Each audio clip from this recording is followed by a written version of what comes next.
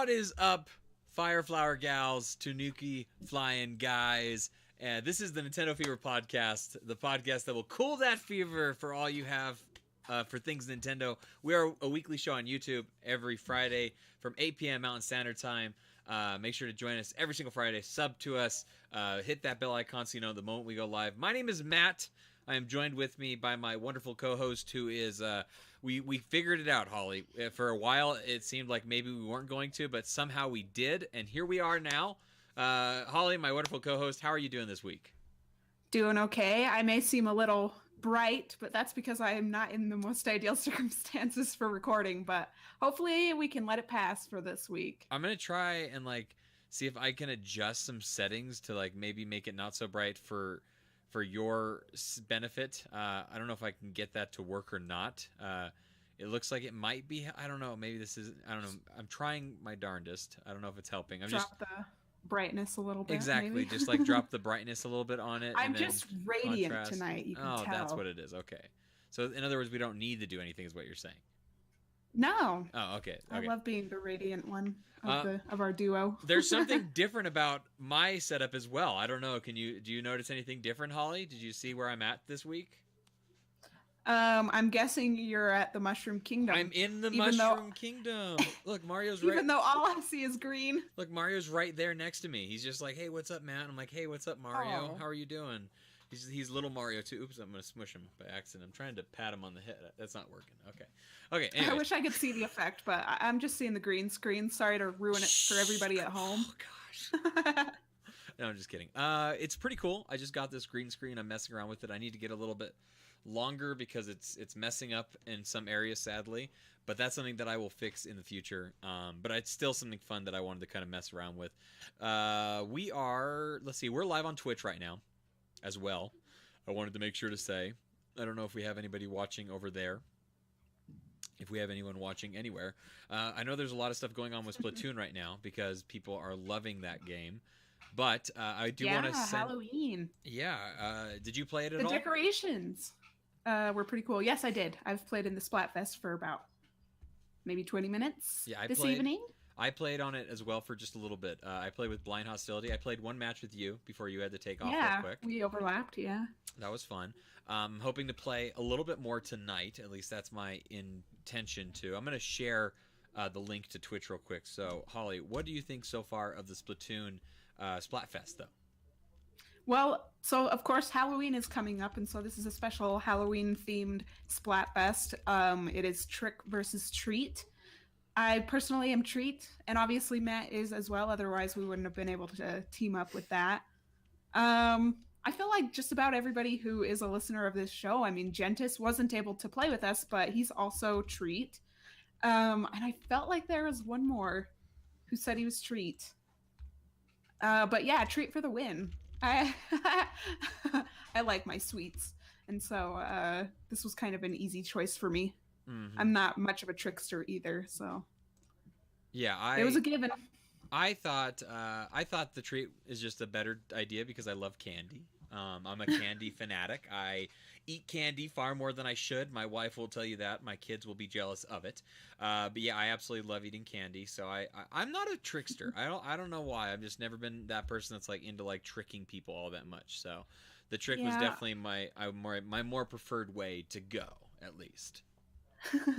I get tricked a lot. People love scaring me, but I'm not good at doing that myself to others. So on today's show, we're going to be talking a little bit about the news. We're going to be talking about recent swag that we picked up. We're also going to be talking about games that we've been playing. Both of us have some interesting conversation about that. Going to the chat to see if there's any questions that we can answer about that stuff. And then we have a feature that I think is going to be really kind of cool. It's called Games We Love to Hate. I think this is going to be really cool. I hope we get a couple listeners that can chime in on this as well, because honestly, I would say it's one of our more interesting features in a lot of ways, and I think that there's going to be a lot that we're going to be able to talk about, basically. So, without further ado, let's go ahead and get into some news. Holly, you had a little bit of a news story that you posted. You want to start us off and talk about it a little bit? Sure. Well, a game that I have not lost hope in for all these months since it was successfully funded on Kickstarter. I don't even remember how long ago, unfortunately, but Sneaky Ninja. And we actually had a couple of the creators of this game, which was on Kickstarter, and it So was long successfully ago. funded.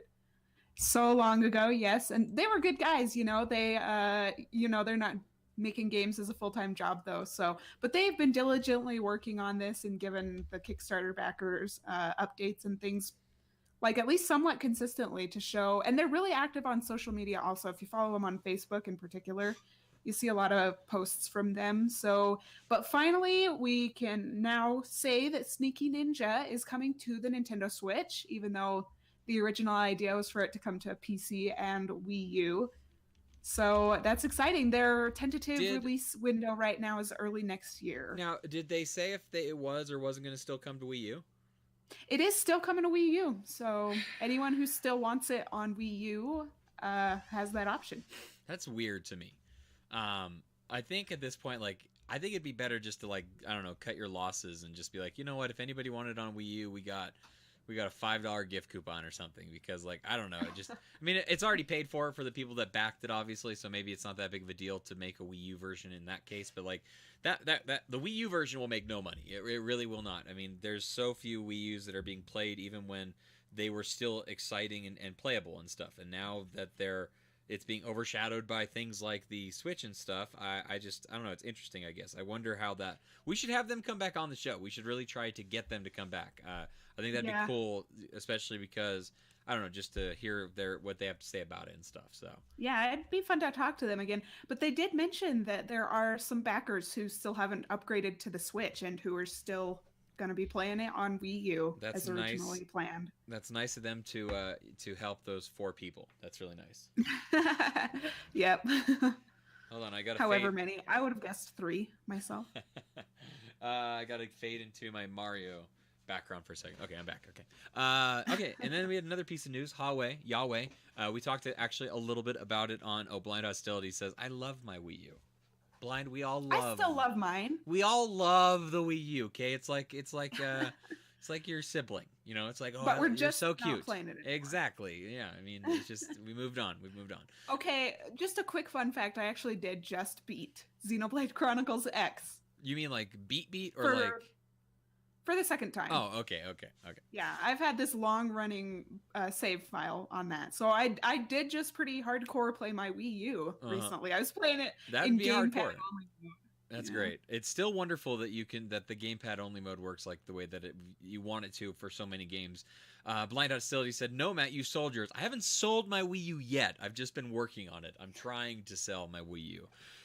At least games on it. I don't know exactly what I'm doing. I don't know what I'm doing. Okay, so Huawei. Are there any ports though that you really want to see on Switch, like before you get rid of your Wii U? Is there a game on Wii U that you're like, until I get a port, I just can't part with my Wii U? No, because I don't play it anymore. I do not play my Wii U. It's hooked up. I just do not play it. I did recently. I didn't recently play it, but I did play some game in Wario. That's a great game to play. I really want to put 3D World back in. I haven't put 3D World back in, and I keep telling myself, Matt, put in 3D World and give it a shot. Play it a little bit because it's been a long time since I've played it and stuff, but I just haven't. So I really need to consider doing that, I think. And then sell it. And yeah. 3D World. Do you think 3D World there's a possibility that would come to the Switch, or because we're getting New Super Mario Brothers U, that probably not going to see that happen? What do you think about that? That's a good question. I'm going to say that there's still a chance we could see 3D World. Geez, if I had to pick between the two, like for one getting a Switch port over the other, I would have gone with 3D World. I would have sure. I totally would have in the beginning as well. I completely agree with you. So let me do this news story already. Huawei, the phone company, is going to be releasing a gaming phone. Now, this is a phone that has gaming capabilities, as so many of them do. It is an Android phone, and it says that it's going to rival the Switch. This is interesting. This is a funny story. You can find it on Nintendo Life. I think a couple other places have picked it up too, but I think it's kind of interesting. They show off this bizarre-looking handheld controller for it, but it's only on one side. That's all it is. It's like if you took your phone, I'm trying to see where's my my phone at. I'll show you what. Literally, this is what it looks like. Okay. Well, it's like having one Joy-Con, except it's not exactly shaped like a Joy-Con because it kind of wraps around more of the phone. I mean, this if is that makes any sense. this is more or less what it looks like, though. Like more or less, that's what it looks like. There's one side with a Yeah. D-pad and thumbstick, and then the rest of it is just your phone. So you're gonna have to play it like this with buttons on this side and then your controls on this side. So I don't know. That doesn't look all that like wonderful to me personally. Maybe there's people excited about it. I'm not super excited about it. I feel like this product would be kind of geared towards someone like me who likes to play games on their phone and stuff. But as we'll talk about later, I'm not a huge fan. I don't know. I love to hate gaming phones and phones on games. So I don't know. What do you think Yeah. about this news? Do you have any opinions on it? I don't know. I mean, mostly probably as a promoting and marketing thing. They're saying like, this is gonna rival the Nintendo Switch, and it's gonna put the Nintendo, it's gonna put the Nintendo Switch in its grave and whatnot. And Well, they all I didn't. can Okay, say, they didn't say it like that. They. I don't know if you saw the clip of it or not, but they were not trying to like. I did read the article. Yeah, they. Was Well, I supposed to watch something too? there was a clip on it too, and like they do have this like bizarre sense of like it has 6 hours, and it's like it's a 7-inch screen, and they do kind of go off a little bit, but they at no point are they just like this is gonna be better than your Switch. They just said like this is a phone that has better. I don't know. It's hard. I don't know. They were not. I don't personally feel like they were like trying to take shots at the Switch. They were not like boom boom boom boom gotcha. We're gonna be the last one standing. That wasn't quite the case. This is definitely a phone before it is a gaming machine, I guess is what I'm trying to say. Well, I mean, they've definitely set it up as an intended rival for the Switch, so you can't help but Yeah. like make those comparisons. Apparently, it's going to be about $1,000, and people have made comments like, "Oh, well, I could buy like 3 Switches with that Well, kind of money." So I think I would rather buy the 3 Switches than buy one of these Well, and fancy. exactly, and that's the other thing. It's like I would hope that this has better specs for $1,000. I would hope that this is literally $700 better than my Switch. Like that was the thing about them, like comparing the two, right? It's like it has a bigger battery. It's like yeah, it costs $700 more. It's like it has a larger screen. It's like yeah, it costs $700 more. It's It like better last longer. yeah, it's like it has a better The thing graphics. is- It should. It costs $700 more. It's crazy. It's so weird. Yeah, it's weird that they should set it up as a Switch rival because It's not. it's competing with phones. Yeah, Other exactly. phones. It's not. I mean, Switch is its own thing. Switch is hardly even competing with phones itself. Yeah, Switch is not. Switch at this point isn't really competing with anything. Is interesting. It's not Yeah. competing with the PS4. It's not competing with the Xbox. It's not competing. Its biggest competition, honestly, is the 3DS, and that's its own thing. So whatever, I guess. I don't know. I don't know. Nintendo's the one dragging that battle out. Yeah, let us know in the comments below. Do you guys want to see a Switch phone? Would you like to see your Switch have phone capabilities, Holly? What if you could send text messages from your phone? What do you think about that? From your phone, I can already do that. No, You mean from your from Switch. Switch? Yeah, what- I just thought I'd oh kind my of gosh. on that one, but Love these live shows. These live shows are just so much fun. Well, the Switch is more tablet-like. That's the thing. It's a lot thicker than a phone. It's a lot bigger than any phone. Yeah, what about Discord? What if there was the official Discord app for the Nintendo Switch? That'd be a great idea. Yeah, and that is something that I don't know. I feel like it's within the realm of possibility, considering that YouTube or the Hulu, excuse me, has come to the Switch. So Yeah, I don't know, but yeah, don't really care for that kind of stuff that much. I mean, I would love an official Twitter app. I would love an official Facebook app, Discord app. Blind Hostility says, can we just get a voice chat on the Switch first? Now, you didn't put this in the news section. Maybe you did or didn't hear. Did you hear that the Wall Street Journal is reporting about a Switch 2.0 happening sometime next fall? Did you hear about that at all? Oh, so it's a rumor. It's a rumor, yes.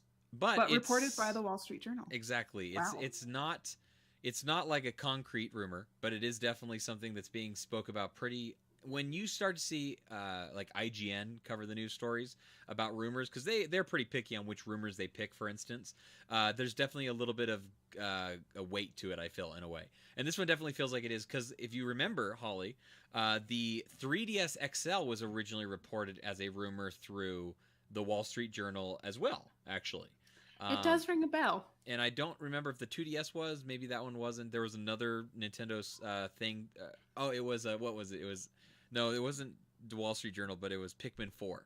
That got announced the most bizarre way. It was like in a Kotaku article that was they had interviewed it a long time ago, and then it just came out on some random day, like out of nowhere. It's just like, hey, Pikmin 4 is a thing that's going to happen. It was a very weird thing. Anyways, a lot of people are saying that one thing that could happen with the Switch 2.0 is that it could have more RAM, and more RAM would hopefully help it create some sort of like native inside the device Switch voice chat application of some kind.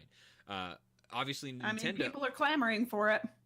And Nintendo's the one that said that, hey, we don't have the ability to do a voice chat app inside the Nintendo Switch, even though Fortnite actually does it with your actual Switch itself. So some people are saying that if they have the ability to get more RAM in there, that would allow that to happen. I don't know how true that is, obviously. It'd be interesting to see what happens with that, I guess. Just a wish list.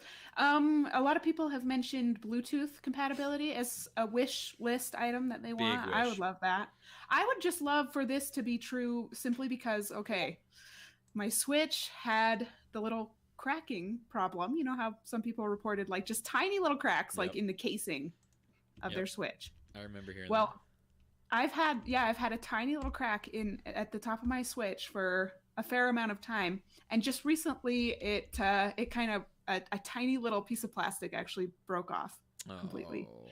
Tiny, and it's not affected it yet, but I'm getting a little nervous, so I'm like, if there is a Switch 2.0 coming, like I'm going to start saving money right now. I want to be sure to continue my Switch playing without that kind of Holly, catastrophe. What level are you on Splatoon?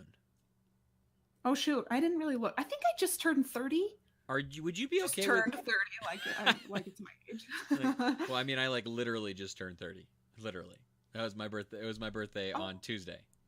Oh wow! Well, happy late birthday. I should have remembered that. I'm sorry. No, you're fine.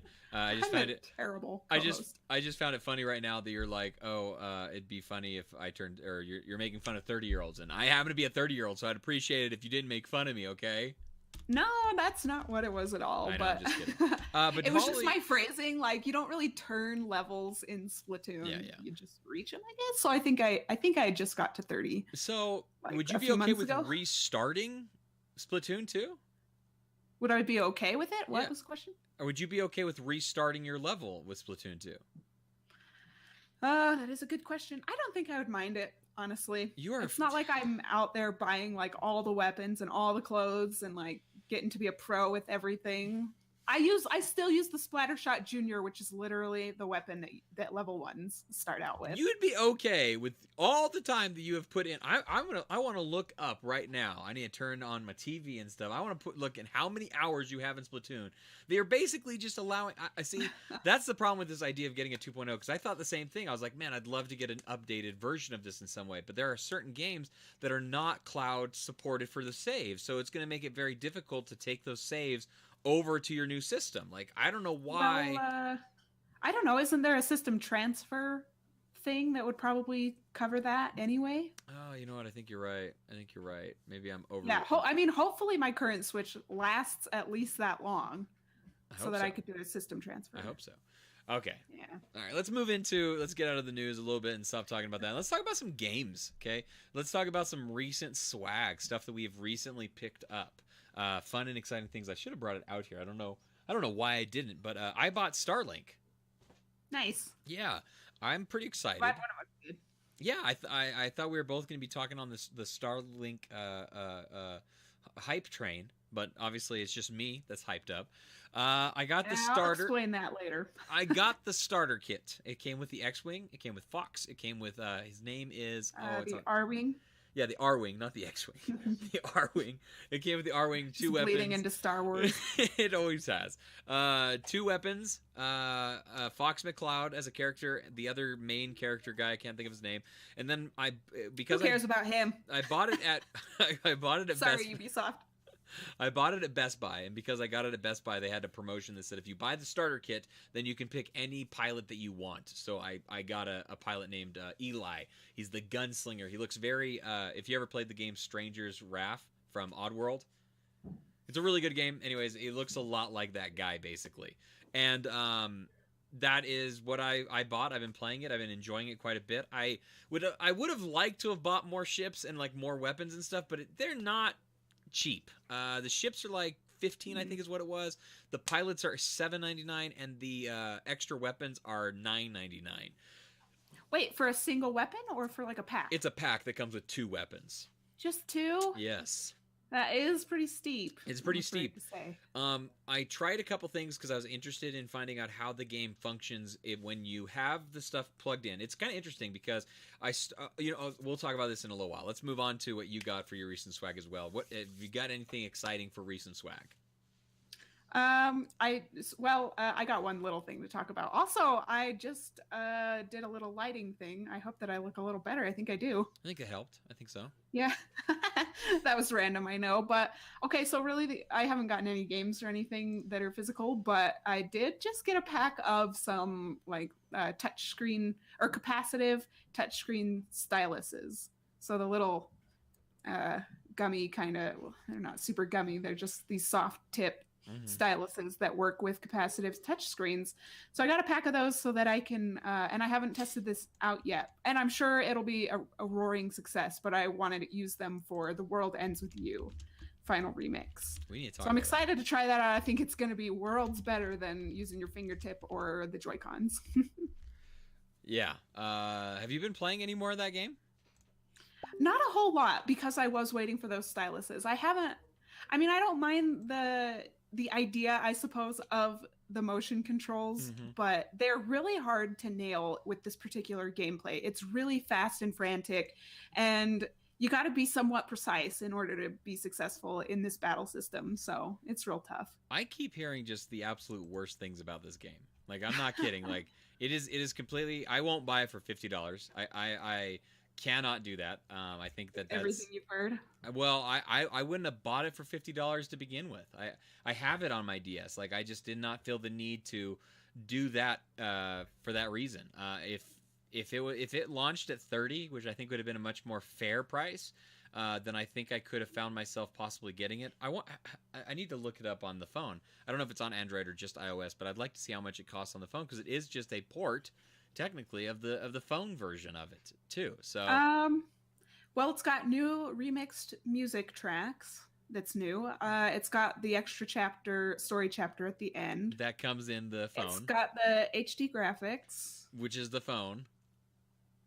Are you sure? Positive, absolutely positive that there is no change in resolution. I guarantee it. Mispromoting this. I guarantee that the resolution is the same. I'd be shocked if it wasn't. I'd be shocked. Well, the thing with me is that I never did beat it on the DS, so I thought this is kind of like the best way to play it.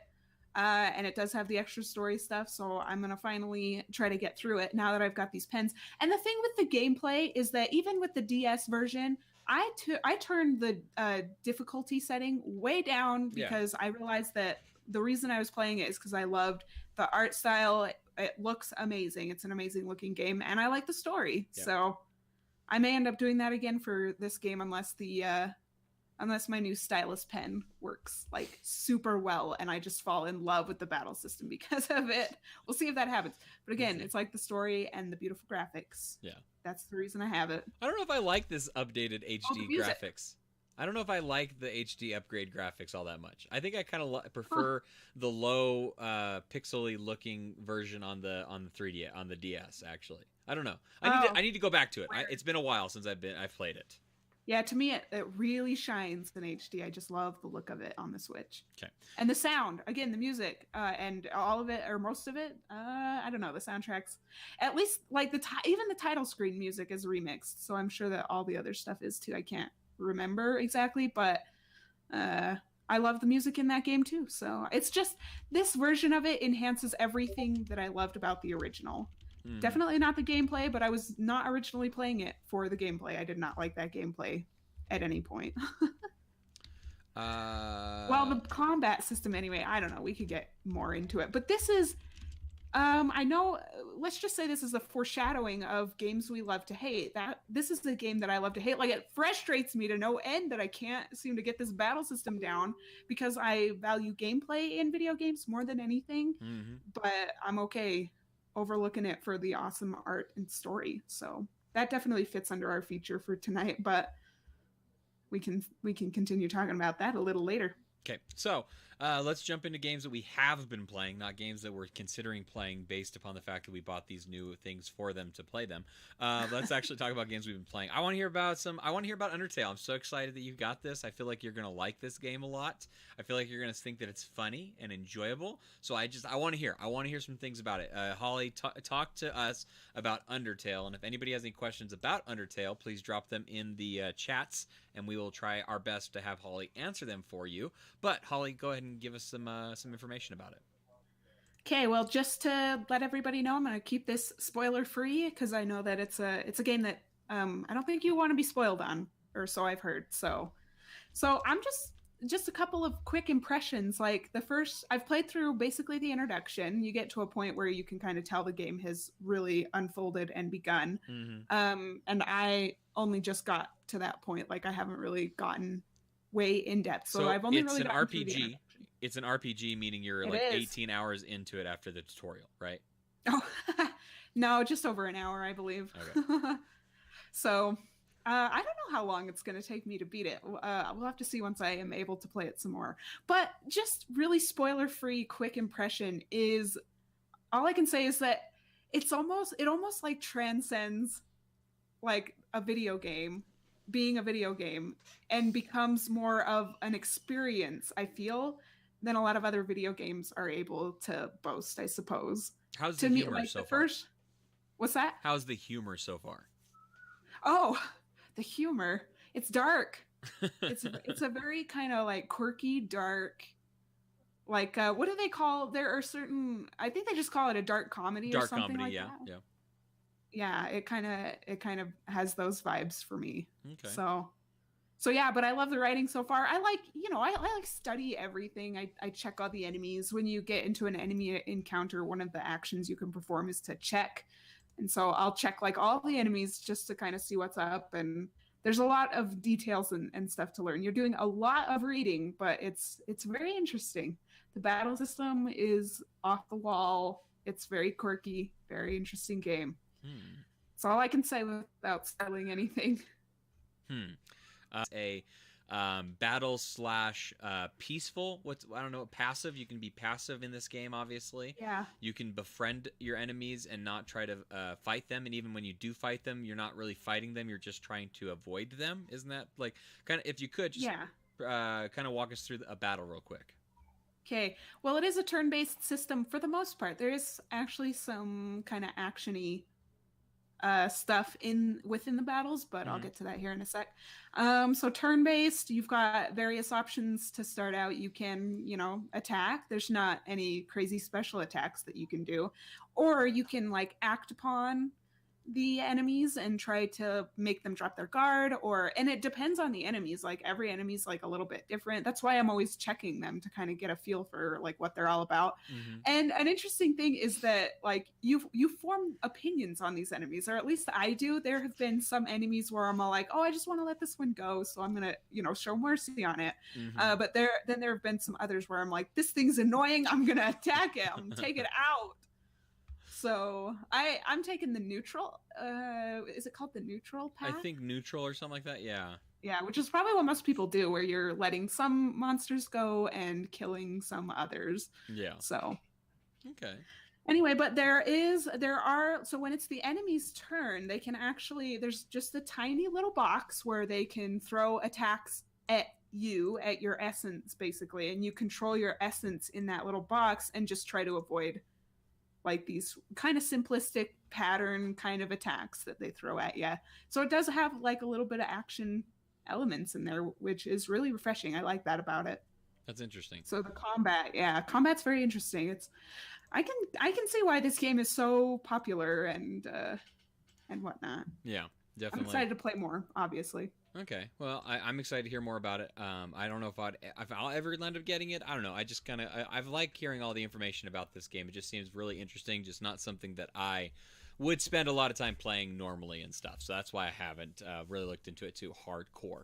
So I have been playing Starlink, and I want to talk about that because there's some really interesting things about it. So the game doesn't have so it has a tutorial like you would normally see in most standard video games and stuff like that. But the interesting thing is that like the cutscene happens at the very beginning of the game, and I had already put my ship on my little controller that I have, and I already put the Eli character inside of it. So like it was already on there, right? And I thought like it was going to tell me to either put the R-Wing on it, or it was going to tell me to put Star Fox in it because that's the starter kit or something, or just anything, right? And that never happened. It sensed what you put on there Already, yeah. So the cutscene happens, and before anybody's introduced, besides the main characters that are introduced, all of a sudden it shows Eli as the captain of the ship inside of the R-Wing, and I'm just going out and fighting. Like, there was no introduction to like the character of Eli except for like it said like he's a gunslinger and stuff like that, which I thought was interesting. That like they definitely took the approach of like this is a toy, and that's what I kind of liked about it. Like I knew it was going to be toys to life, obviously, but the fact of the matter that it really feels that way, because the interesting thing is you can literally take your gun off, right, and then you can like flip it backwards and put it back on, and it will know that you flipped it backwards. What happens gameplay wise then? I didn't ever try it, but I would imagine it would shoot behind you, right? I guess I should try that, I guess. So that was neat. Interesting stuff. So all these things, and then so I also wanted to try playing it without the little attachment on it to see what would happen, and it just gives you all the basic stuff that you already have, that you are pre-unlocked basically. So you can put in some of the pilots that are, that are already pre-unlocked. It gives you some weapons and some ships and stuff, and you can play it without the little toy. You can play it just normally. You can play it in handheld and in docked mode, which I thought was really good. I would hope, because but I didn't know digital only version. But I didn't know what. But that's the thing, is the digital only version is built to be standalone. So I didn't know if you buy the physical version how it works with the characters, because the point of the physical version is that you buy the pilots and you buy the ships and you buy the weapons. So I didn't know if like how that was going to translate over. There is a digital deluxe version of the game which has basically everything unlocked. It's $80, or I think it's $80, I think, for the digital deluxe version, and the standalone game I believe is $70. Oh, then, what? Yeah, I think it might be. I'd have to double check that. That seems really weird. The starter pack that I purchased was $75. So, okay, but that came with some physical cool toys, right? They're cool. I don't know. I've never felt old before when playing video games, and for some reason, like building the ship on this, I was like, I don't know. I might be getting too old for this. I don't know. I can't tell yet. The game's really cool though. Getting into the actual gameplay, it's a very, very fluid spaceship game where you're flying through space. The fact that you're able to go down to planets and then launch into the atmosphere of the planets and go back to space, it just looks cool. And I love this sort of video game, and I want there to be more games like this, exploration type games, and then just games where like you just go through space and then you go down to the planet. My only problem with this game, the only issue that I have, that's maybe it's not an issue for a lot of people, for me it feels like an issue. The only issue that I have is I wish you could get out of your ship and you could explore the planet as a person, and you didn't have to worry about because you're just flying around the planets when you get down there, and you're not even like a vehicle, you're still hovering in a spaceship, obviously. So I don't know, that was my only like annoyance with this game, is that I wish that you had a disconnect of your ship at some point where you became your character and you were able to explore it like a first person or third person shooter, and then you could get back into the ship and stuff like that. I thought that would be cool. Yeah, just for some variety, if yes. nothing else, right? Yeah, because you're on the planet's surface, and it's definitely supposed to be more of a slowed down experience compared to flying through space and stuff like that. But at the same time, like, it just didn't feel that way. It felt like I was still moving too fast and stuff like that for me personally. So, but the game seems really cool. I've only played an hour of it, so like I don't have a huge amount to say about it, but I want to spend a lot more time with it. I wish Splatoon wasn't going on, and like I didn't just buy Dragon Ball FighterZ and all this other stuff. Like, ugh. Goodness, there's so much to play. Like, I have always been one to support Nintendo, of course, through the good and bad times and Mhm. stuff. And even during the Wii U era, I was defending that system and being like, okay, I know Nintendo marketed it poorly. Mhm. Games aren't coming to it. But now that the Switch is out and games are coming to it, I'm like, I can see the difference. Even like a lifelong, like live or die Nintendo fan can tell that like this is a world of difference in terms of what's getting released on the Switch versus the Wii U. Yeah, I really, really hope that I really hope that the Switch has I don't know that this game from Ubisoft does very well because this game is fun and it's a AAA title, and we've talked about this actually in the past when it even came to the Wii U about Ubisoft. Like Ubisoft is doing a good job of really promoting their products onto these systems, and I really, really, really hope that they will possibly. I don't know. I just want to see more stuff from Ubisoft. I want to see more stuff from EA. I want to just see more stuff in general, obviously. And if this game sells well, I think that could help, and I think it will. I think having Star Fox in it will definitely give it a little bit of an advantage. Do you at all feel that that's going to be a possibility? That like, do you see yourself getting this game? Are you interested in getting this at all, digital or physical? Well, the more that I hear about it, the more that I want it, like pretty badly, actually. I mean, I've seen videos online and stuff, and people are only saying good things about it for the most part. And so I actually really do want it. I'm actually, now that you mentioned this kind of deluxe digital version, I'm like, maybe I'll just get that and I'll just have everything unlocked. I don't have to worry about paying all this money for the physical stuff. So Yeah, I think that'd be cool. I honestly, I honestly, I thought about doing that for a long time. It was something that I had really considered doing, was buying the digital deluxe. But I guess I wanted the toy. I know I'm an old man, but I wanted the toy. I wanted the R-wing, so that's what I did. That's what I got. okay, do you happen to know if you can get the R Wing like on its own? Is that a possibility right now? I don't know if you can. I think here's the thing: is you can't buy, you can buy ships, but you can't use them in your digital game because it comes with a special controller. So your standard Joy-Con controller, looks something similar to this. This is a Nyko one, but it looks similar to this. The one that comes with this game has a piece that sticks out like this because you have to clip the spaceship onto. So you can't, if you buy the digital deluxe version, you cannot buy the Toys to Life stuff and use them in it, if that makes sense. You could buy it to own Yeah. it, like an amiibo, I guess, sort of. Just to have the R Wing, just because it's cool. But I don't know. I'm a little torn. Okay, I'll check Walmart one more time. Go to Best Buy. Uh, Where's your closest Best Buy? oh, goodness, gravy. Come on, you go to college in a town that I'm Northern sure Utah. has more stores now. Northern Utah, like, you're basically in Northern Utah from where I'm at, like an hour and a half. So, but I'm not sure where in Northern Utah the closest Best Buy would be. So, Blind Hostility says, "Is the nose on the R-wing bent?" I don't think it is. I'll have to double check it. I didn't notice that it was bent on it, so I'll need to double check that. Blind Hostility also says, "Holly, Amazon Holly." What do you think about that? well, I've got all this money, like this physical, like cash. Don't tell anybody this. But I've got all this cash that I kind of set aside for video games for the year Yeah. that I'm back in school. And so I'm like, I'm going to get everything physically at Walmart. But Nope. yeah, that hasn't been working out. So actually, from now on, I think I will be ordering because I don't know, Walmart kind of sucks. They do at times, absolutely for sure. Yeah. So I think that's all that we have to talk about when it comes to Blind Hostility. Did you buy the game? You keep asking about the R-wing toy being bent. Was your R-wing toy bent? Let me know if it was. Have you enjoyed the game if you did buy it? There's some people from Twitter that I know did buy it. Our friend Major Maxim bought it as well as Charo. He bought it as well. There's a couple other people that I speak to on occasion, and they seem to be really enjoying it.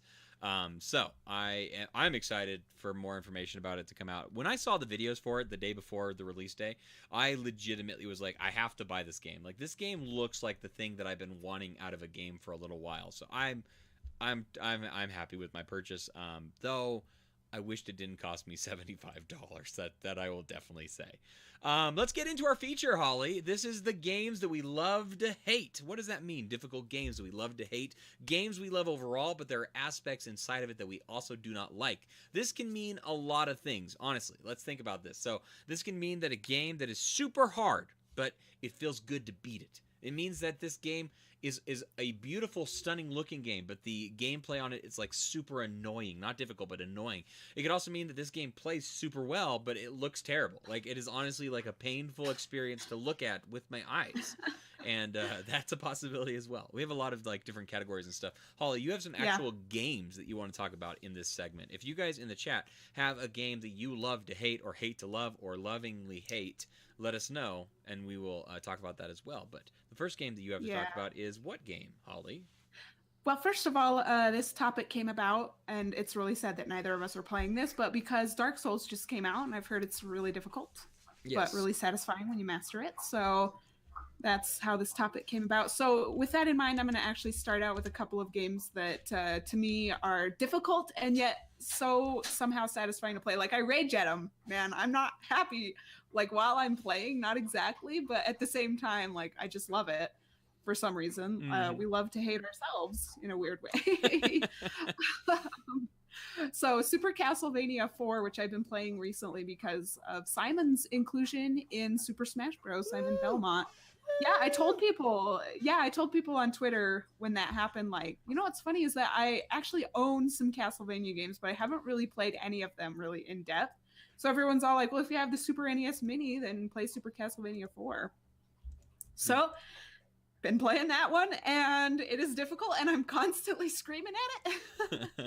But I'm pretty far. Like, I think one of the calling cards of this series, of the Castlevania series, is just kind of that creepy factor, And I just love the atmosphere, love the music. The settings are so cool. Recently I went through the level where you're like underground and in the sewers and things like that, and everything, like, there are things dripping and it's all kind of nasty looking, but it's just got a great atmosphere and a great setting. So this is a game you love to hate because of the difficulty, then? Yes. So, like, the game's great. You know that you enjoy it. You love the looks and the music and all that kind of stuff. But, like, it is a tough game. So, like, it will give you those moments of, like, stop! And just bug you. Look at you. Yeah. Yeah, exactly. That's how I feel. Like, and I love this game. I love Glorious Explosion Machine. Glamorous Explosion Machine. All those names for it. Gem on the Switch. I love this game. It is so great.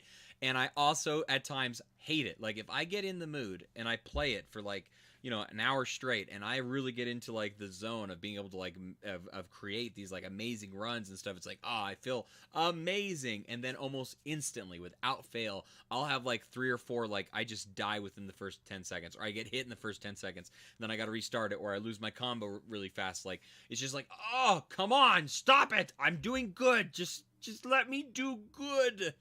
I nearly put that game on this list myself. Yeah, I got to a point where I was just stumped and I could not get past this particular level, and it just about your face. I mean, that's pretty much what I felt at the time. I was like, I can't stand this. But it's so smooth, like the controls. I want to get the best score possible. I want to get the highest score. I want to be on the leaderboard. I want to do this, like, amazing a job of, like, beating a level without being hit at all. So, like, I can't replay the level. I can't. So if I die on phase 2 or phase 3, I have to restart the entire thing. I cannot continue at phase 2 or phase 3 because then you have to lose all your points. Because your score resets, doesn't it? Yes. I got to a point where I was like, screw the high score thing, man. I just want to get through this dang level, and I could not do it. I can't do it. Got me. Oh, it's so frustrating. I love that game, though. It's so good, but it's terrible. Terrible, I tell you. I was just thinking that Castlevania is a great series for Halloween, I feel like. It is. We should bring back the NF Game Club. We haven't done it for such a long time, Holly. I think it's not too late to bring it back for October. I mean, we've only got 12 days left. Let's just do it. Let's just do it and play some. Let's do it and use hashtag NF Game Club and play any Castlevania game. It doesn't matter if it's on the Nintendo console, if it's on a PlayStation, Xbox, whatever the case may be. Use hashtag NF Game Club. Go and play some Castlevania because they are great games. Honestly, I'm not exaggerating. Probably my favorite video game music is the Castlevania series as a whole. Like every single game has good music. Like even the Game Boy games, the Castlevania Adventure. I kid you not, Holly, go look them up. I promise you will enjoy them. I kid you not, they're great. They sound wonderful.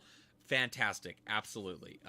Yeah, I don't know if I'm gonna try to beat Super Castlevania 4, but I might not do it. And I intend to go and try out some other Castlevanias.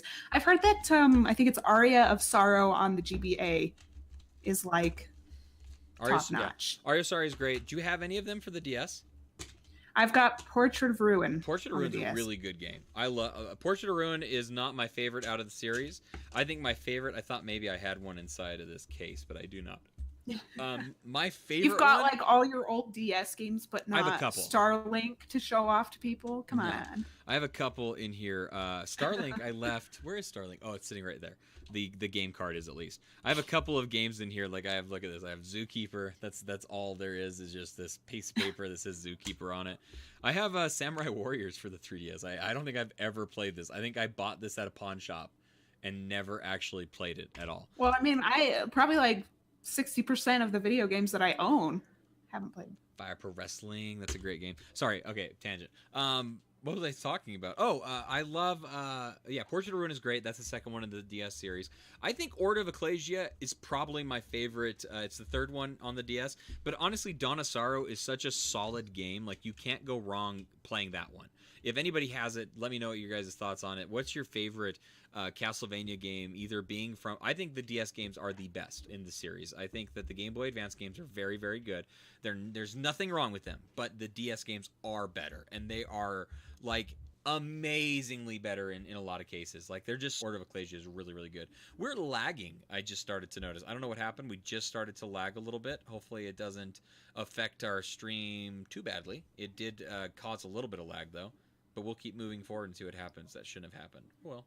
Yeah, just laugh it off. Those who are listening. Yeah. Laugh it off because I'm sure we sound like idiots somehow. Never, ever. Last time I lagged really bad. Didn't someone in the chat say, like, it sounds like Sheldon from Big Bang Theory laughing, like his laughter? I don't remember that happening, but that sounds hilarious if that was the case, if that's what it sounds I've never seen that show. I know I'm terrible, but yeah. I've never seen it either. I hate Big Bang. It's stupid. Anyways, let's move on. Let's talk about, do you want to talk about another game or another style of game? What do you want to talk about?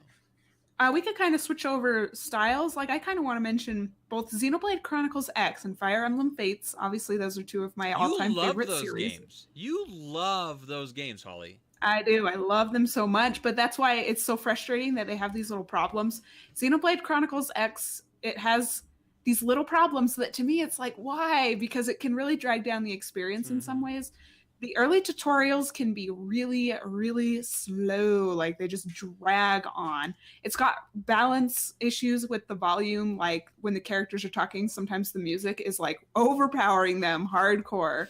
And then text size in the menus and things like that. Even on a big screen, it's sometimes hard to read some of these things, and there's so much text to read. When you love a game as much as you do on especially these two games, which I know you'll nitpick it, you'll tear it apart. Exactly, which I think is not a bad thing. It's really not. I think that when you are able to look past the gloss and see what shines, you're able to also see the other parts of it that are important to improve, right? Like, your hope is that these games that you love so much will have an improvement on the next one that comes out, right?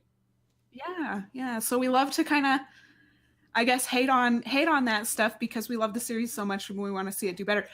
It just occurred to me that when Breath of the Wild first came out, you and I both agreed that it was very non-Nintendo for it to have those lagging issues that it sometimes have when you're in like a thickly vegetated area or whatever of that game. Which did get better but not great. It got better, but it never ever got fixed completely. Like if you go to, which is it, the Great Ferry, outside of which village it is it the main? Kikariko? Yeah, Kikariko. Even going into Kikariko Village, honestly, Yes. like you still have lag on those parts. Like big open areas, you're pretty much fine. Don't have to worry about nothing at all. But when it gets dense, and that frame does not keep up sometimes. It did definitely get better, I think, but just never got fixed completely.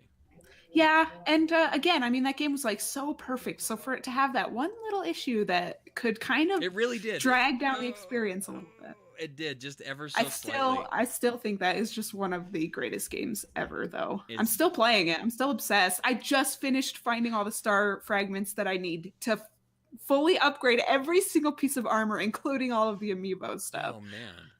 Yeah, that's been a long project. That's been the hardest game for me to go back and play again. After my Switch broke and I lost all my save data, it is honestly the most difficult thing for me to do because I don't put 50 hours into video games. That's just not who I am as like a person and stuff. And to literally have to restart 50 hours worth of gameplay, I just couldn't do it. I think the game is just so fun to simply play. Just wandering around the world. Let's move on. Okay, let's talk about some other games. Easy games. I want to talk about easy games because I love to hate easy games. Interesting take. I liked Yoshi's Woolly World. I really, really like it. That game is garbage. That game is not hard. It is super easy, and it's easy to the point that I don't like it. But I also really like it. And I know that sounds very counterintuitive, but I mean it. Like, it's a fun game, and it does a lot of things right.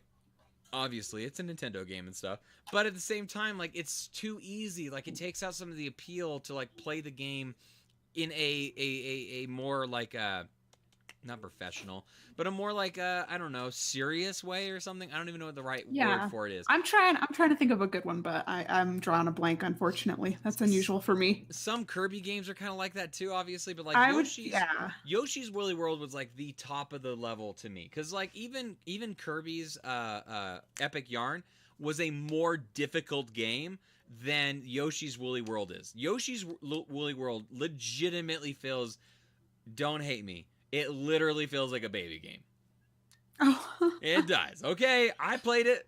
My daughter likes it. Like, I played it with her and stuff like that. But like, Kirby's Epic Yarn was fun. Like, that game was fun and well made. Yoshi's Woolly World is not those things. It is much different in my opinion. But I love to hate it. The gameplay is inherently different. Like, Yoshi's got its own style, and Kirby's more about like the action and the platforming and stuff. Yoshi can sometimes be more about like puzzle solving and finding secrets in the levels and exploring. I actually got stumped and very frustrated with a later level in Yoshi's Woolly World, and I never beat it because I ended up actually looking up the solution to this one level where you had to find like this super secret thing in order to progress. Mm-hmm. It wasn't just like a collectible that you were looking for. It was the way to get through the level. Yeah. And I couldn't find it. I did look it up, but it just bummed me out so much that I never completed the game. Which, I mean, this is Yoshi. It is kind of a baby game through most of it. Exactly. Through most of it. All of it. It's all terrible. No, I'm just kidding. I don't know. So I love to hate games that are simple, because they're simple, so they're dumb, but I also love good games, and they are inherently usually pretty good games, obviously. There's some other games you have on here. What did you want to say about Fire? Oh, you already said Fire Emblem Fates. I was going to move on to Gargoyle's Quest. I thought Gargoyle's Quest is the game that we love to love because it was recommended by Factor, very good friend of the show. Yeah, Gargoyle's Quest. You're muted, Holly. You're muted. You're muted. I'm muted. Oh, you're better now. You're good. I was just repeating. We're parrots here. Anyway, so Gargoyle's Quest for me was, I mean, you love to hate it. This was just one of those difficult ones where I was kind of rage quitting some levels. Old school games are kind of like that. Old school games are definitely a little bit more. It's inherent. Yeah, exactly. Not necessarily in the worst way possible or anything like that, but I agree with what you're about to say, basically. Yeah, so Gargoyle's Quest had me rage quitting a couple of times here and there, but I always knew, and I'm just a really uptight kind of person, I guess. This is why I get so frustrated so easily, but I always knew with Gargoyle's Quest that it was never the game's fault. It's really, really tightly designed. And so like it's never the game's fault if you, and most games are like this, but I just thought that the design of Gargoyle's Quest was phenomenal, but it was very difficult, and I was struggling with that aspect. I need to go of back it. to that game. It's been far too long since I played it, and It's so good. I pull out my 3DS every once in a while. So like I really do need to just like pull that out every once in a while because it was a really fun game. If you guys don't know, Gargoyle's Quest, it's actually is that one part of which series was it? It's not Castlevania. It was a part of another series. What is it? Well, I think the Ghosts and and Goblins. That's right. Oh yeah. Yeah, they tie together. I don't think it's a part of that. Like I don't think it's a Yeah. spin-off from that. Yeah, but it's made in the same. I don't even know what the right It's like terminology. the same universe. It's like the Marvel Cinematic Universe. Yeah, exactly. thing. Gargoyles is basically the Hulk. Yeah, exactly. Same thing. No difference. But yeah, it is a very fun game, obviously. I also want to talk about online games. This is more of a larger subject, obviously, but like online games, when the user base finally falls away and you're not ready to give up that game, it can really suck. And you can hate that you can't play this game that you love. And that already happened to a game for me with Morphe's Law. I heard that they're getting a resurgence, so I need to get back to that game and see what's up with it. But like it's already kind of like tainted the water for me just a little bit because I really liked Morphe's Law. I thought it was a really fun game, and then I tune in one day and I can't get a full lobby and there's like nobody playing the game. It's like, well, what am I supposed to do? Play bots? Like, yeah, the game's good enough that I don't mind playing a couple bot matches for fun, but like the game is meant to be an online competitive shooter, so to lose that thing about it just takes away some of the appeal for it, obviously. So online games can do this to you. Like if it's not a strong enough game on its own, it can stink to lose the online capabilities to it. Is there an online game that you have ever had that happen to you for? Not necessarily, Monster but Hunter? the whole what's that? Monster Hunter? Any of the Monster Hunter games died out before you were ready to give them up? No, not really. Okay. 4 Ultimate, which has been my favorite Monster Hunter so far, like it was alive and kicking. I felt like right until Generations came out, and I kind of switched over to that. But I It was mean, time to move on. I Yeah. switched over like a lot of people did. Yeah. So, but the whole idea, I suppose, to me of online games, I don't play online games a whole lot. Like they're not a huge part of my gaming. Splatoon? What about? I don't play a whole lot of Splatoon. Okay, Miss 30, whatever. I when like Splatoon 1, like obviously when it comes to certain games, they're always gonna have like a really well done online mode capabilities to it, because in a lot of ways, even games like Splatoon 1 are still kicking. Like there are people that still play Splatoon 1, and they will for a long time. Same thing's gonna happen with Splatoon 2. So luckily we have that. Basically, I don't know what the right terminology is, but like it's going to have a long life basically, right? And I think that is very good, and it's also very helpful, obviously. But for other games that you're not ready to leave, Dragon Ball FighterZ Z sadly has already experienced this a little bit. The lobbies do not get filled up very, very largely, but you can find matches, so that's good, obviously. But I just feel like eventually that game's going to die quicker than I want it to. Like I've actually forced myself to make sure to play the story mode, and I forced myself to play the arcade mode because I want to make sure that I can take everything that game has to offer, because one day I won't be able to play a certain part of it that I would want to play on it, basically. I don't know. There's some exciting things about it. Oops, I gotta exit that. Well, to me, like that's the thing with online games. Again, I don't play them a ton, and so like that's always a fear for me. It's like, what if I want to hold off on a game? Like I don't want to feel the pressure to dive in right off the bat, unless it's like a really hyped up Nintendo first party brand new IP like Splatoon was back in the day. Which is interesting. Splatoon did that to a lot of people. I think we all really did fall. ARMS is a really good example of that. I think a lot of people fell under the spell of ARMS, almost assuming that it was going to be another Splatoon type scenario. And ARMS is not a bad game. It's not a bad game. There's just something not good about it, and that sounds weird. ARMS is. How much of that have you played? Did you ever actually own it? ARMS? Yeah, I bought ARMS. I bought ARMS. Oh wow! Yeah, must have happened when we were podcasting. Yeah, yeah. There we had a phase there. Yeah, we did for a little while. I don't even think I have it in my. I carry these games with me at all times, basically. These are the games that come with me inside of my Switch case that I have. ARMS is not one of them, but I did buy it, and I did play a hefty amount of it. I did play a lot of the online, which there was a good online fan base of that game for quite a while as well. I don't know. I haven't played it for a long time. I don't know if there is one, but that game does not stand on its own as a single player game. You need someone else to play on that game with, because that's where like the intense competitive gameplay comes from for games like that. I don't know. What about Smash Brothers? Like, would Smash Brothers be as good if you couldn't play it online and it didn't work well? And you didn't, like, would Smash Brothers be okay as a single player game? Well, yeah, in my opinion, for sure. A single player and a local multiplayer. Like, Smash Bros. Will always, to me, shine the most in local multiplayer. Yeah, multiplayer though, which is something important for games like Smash Brothers. It has a local multiplayer mode, and it doesn't rely on online. I think that's about it, though. I think we're going to start rambling onto games that we love to love, and that's not what we want to do at this segment. So I think that's going to do it for us. Holly, if people want to find you on the internet, where can they find you?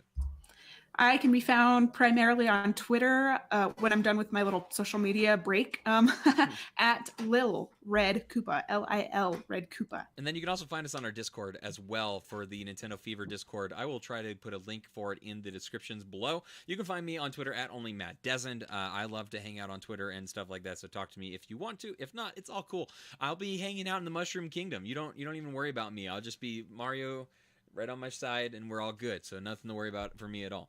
Thank you guys so much for listening. Thank you guys for watching Blind Hostility. Thank you for showing up for the live show. Appreciate it, as always. Hopefully we can play some more Splatoon. I will try to hop on a little bit later on tonight.